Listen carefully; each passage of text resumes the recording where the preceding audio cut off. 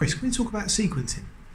Yeah, that's glad you really asked me about that, because one of the key things about the education inspection framework, if we look at the quality of education judgment, there's an element in there in terms of around the intent, implementation and impact about how well the curriculum is sequenced to ensure that a learner or apprentice gets the opportunity to learn what they need.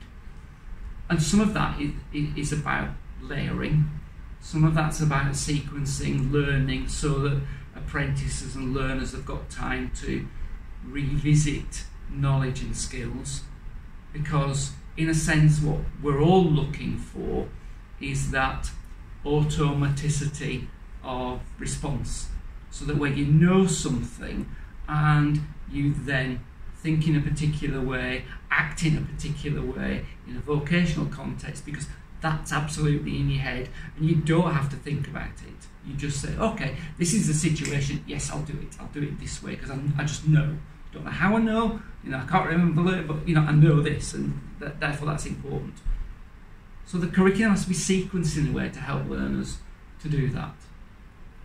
I think there's another element of sequencing as well, and that's around the challenge of developing English and mathematical skills for apprentices, particularly where they need to get the level 2 qualification, or even where they need to study for the level 2 qualification but may not have to pass it. It's essential that the curriculum is sequenced effectively and that learning happens early enough in an apprenticeship so that the apprentice has got time to learn what they need to. There's no point in sort of, in a sense, just, we'll spend 6 months of the 12-month apprenticeship making sure that we've got level 1, and then we'll concentrate on the level 2 apprenticeship requirement. Well, you might ask the question of whether or not that sequence is effective for that learner. Yes, they are developing and achieving the level 1 functional skill that they need to pass the level 2 apprenticeship. But we know for the funding rules that they have to take the level 2 apprenticeship. They also have to learn enough, because my view is that if you are going to take an examination, you should have enough learning in place to at least have a fair start at passing the examination.